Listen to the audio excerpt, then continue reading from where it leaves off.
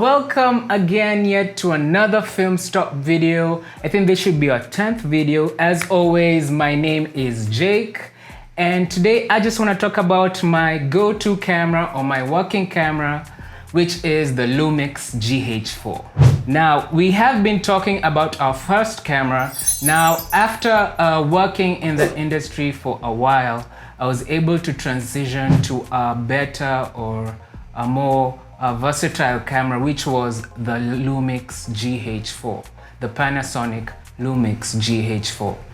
Now, this camera came out around 2014, 2015, but I only got around to it around 2015, 2016.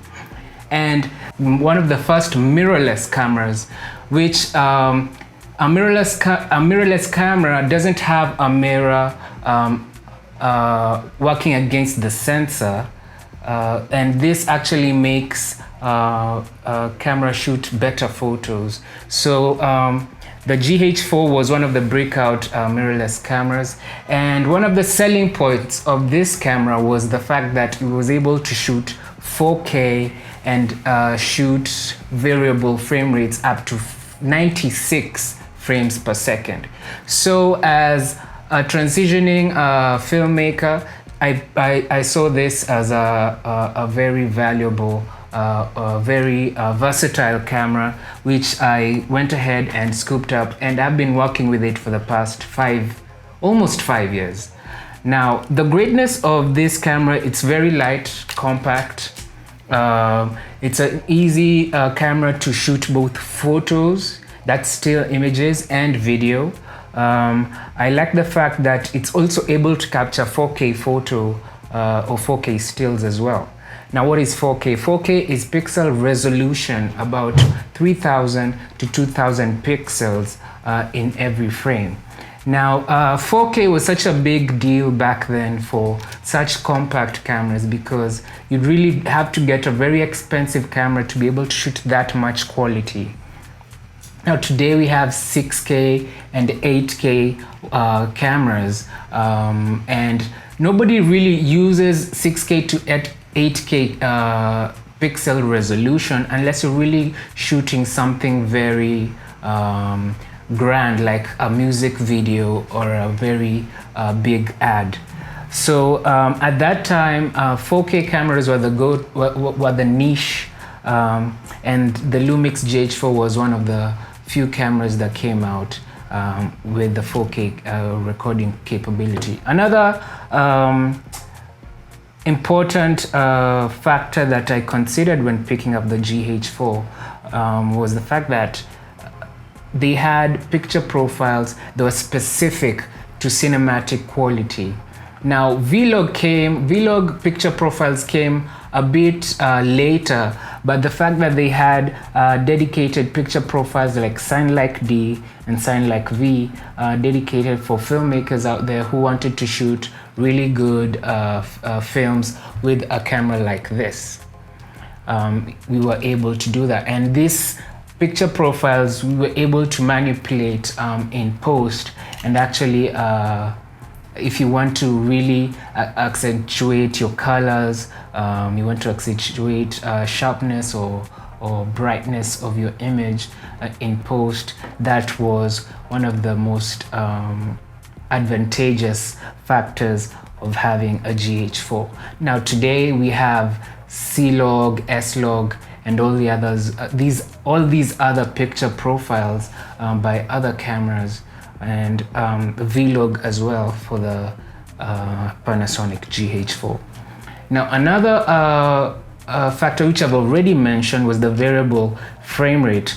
Now, with the Lumix GH4, back in 2015, 2016, you were able to shoot up to 96 frames per second on full HD, and up to 30 frames per second with 4K. Now, I think you can shoot up to 60 frames per second, and some cameras out there shoot even higher frames per second with 4K. So at that point, or at that time, a 96 frames per second or 60 frames per second were really useful, especially if you want to get really slow-mo shots for your B-rolls when you're doing either documentary or a short promotional video. This was actually a very handy factor when picking up the GH4. I'd probably have to talk about what I'd say are the disadvantages or the cons of the GH4 then, and I'd say even now. Now, the GH4, as much as it is able to shoot really good images, they really, well, Panasonic is really still lagging in terms of autofocus settings. So if you're a filmmaker out there who really relies on autofocus, the GH4 still has a way to go in terms of autofocus. Now, the GH5 came, I think, 2 years ago, and the GH5 has an improved autofocus settings or autofocus settings, but largely Panasonic still has a way to go if you're going to be shooting on autofocus. Now, usually I shoot with manual focus, or I have a focus puller with my lens, and that assists me to get really sharp images or sharp shots when I'm filming, be it a short film or a moving shot, or if I'm at an event and I'm moving around with my gimbal, I probably just put my focus settings on manual. The other downside of picking up the GH4, the video transmission footage to your mem card can only shoot up to 8-bit worth of footage. Now, 8-bit is the quality of video that you'll be able to extract when filming. Now, the eye is able to see up to 10 bits of clear images. Now, if you compare your own human eye with a camera, if you want to really get really detailed in terms of probably detailed footage or details in your photo, the 8-bit is really a disadvantage when it comes to the GH4 recording internally. Now, if I wanted to shoot 10-bit footage, I'd have to plug in an external monitor and be able to record externally through that monitor. This will be either your Ninja Atmos external recording device, and that will be the only way I can be able to shoot 10-bit. Now, if I'm a filmmaker, or if you're a filmmaker out there, you probably know what I'm talking about. If you want more detail in your picture or in your next film, if you want to manipulate either color or image quality, having a 10-bit output footage will really assist in being able to manipulate the details in your image. Now, today we have so many compact cameras that offer really what the GH4 has lacked. That will be your Blackmagic Pocket, that will be your Sony A7S and A7R series, and your GH5.